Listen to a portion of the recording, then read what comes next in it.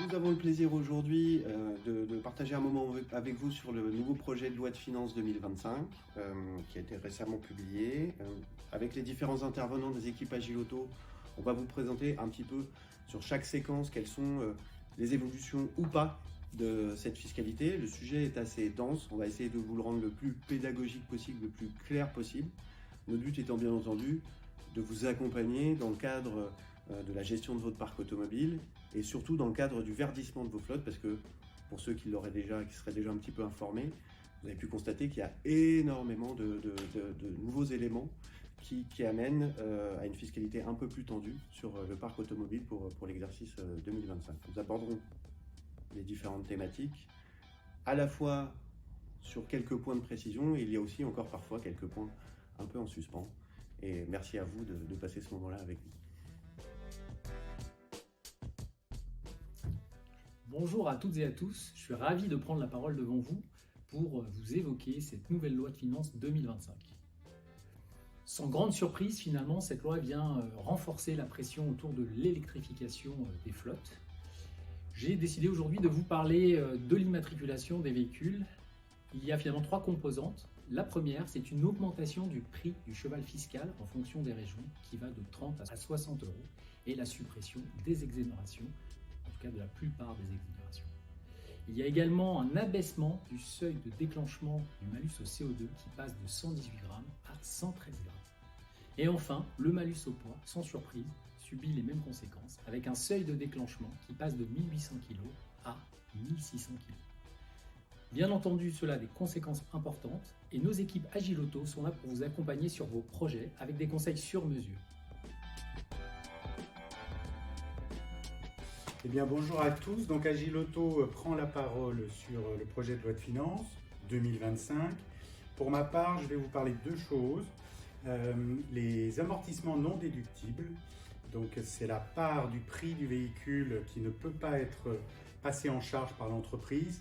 Et là aussi, la loi aujourd'hui favorise très nettement les véhicules électriques, puisque les plafonds de ces amortissements sont directement liés au grammage CO2 de la voiture.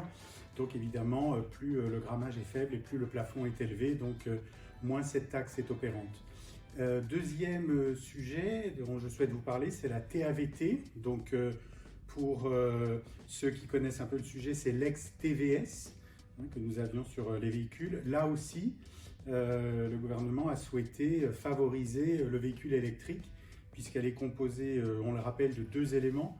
Une taxe fixe directement liée à la pastille critère, donc les véhicules électriques bien sûr sont très favorisés, et une taxe qui elle est liée directement aux émanations de CO2, au grammage de CO2, et donc évidemment plus le grammage est faible, ce qui est le cas des véhicules électriques, plus cette taxe est limitée. Donc sur ces deux parties, la TAVT et les amortissements non déductibles, le véhicule électrique sort comme le grand gagnant de la loi de finances 2025.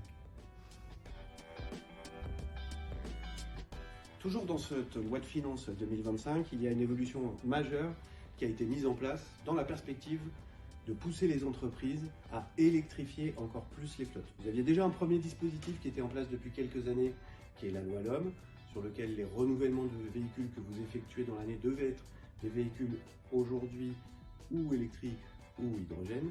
Et en fait, c'était insuffisant pour faire avancer les entreprises dans l'électrification de votre flotte. Du coup, il y a une nouvelle taxe qui a été mise en place, qui s'appelle la taxe sur le verdissement des flottes des entreprises, dont le calcul est assez complexe.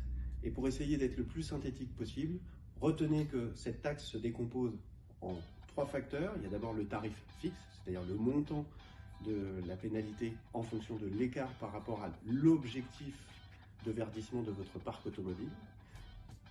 Un facteur d'écart, donc qui est un pourcentage qui va évoluer chaque année. Cette année, on va démarrer avec un facteur d'écart à 15%, mais l'année prochaine, ce sera 18% et ainsi de suite.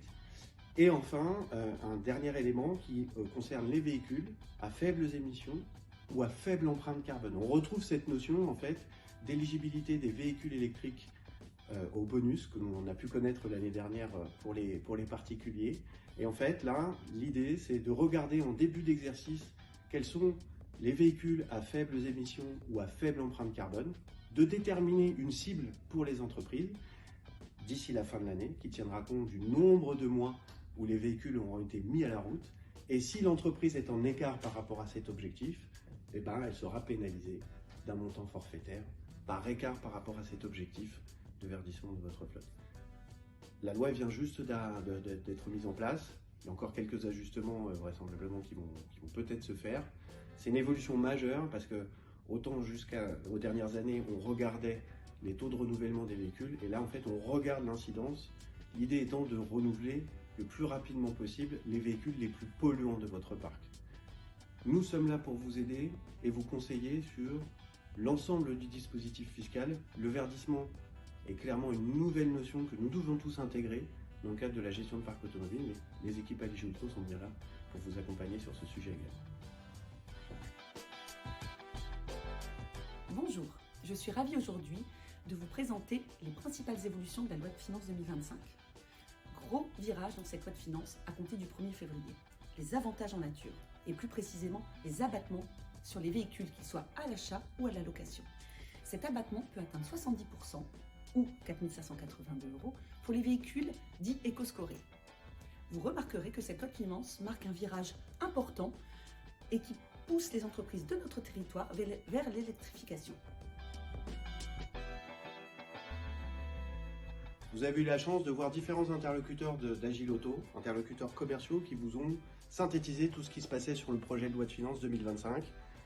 Comme vous avez pu le voir, il y a des choses qui évoluent, des choses qui se stabilisent et des choses qui s'accentuent. En tout état de cause, aujourd'hui, dans le cadre de la gestion de votre flotte automobile, vous ne pouvez plus avancer seul. Les décisions sont plus complexes à prendre. Vous avez le prisme des ressources humaines qui va revenir en fait dans la sélection des véhicules quand on regarde le verdissement des flottes notamment et quand on regarde les avantages en nature. Compte tenu de ces deux composantes majeures dans leur évolution sur l'exercice 2025, nous ne pouvons que vous recommander de contacter les équipes Agilauto qui bien entendu vous aideront dans chacune des analyses de ces différents thèmes. Merci beaucoup et à très bientôt.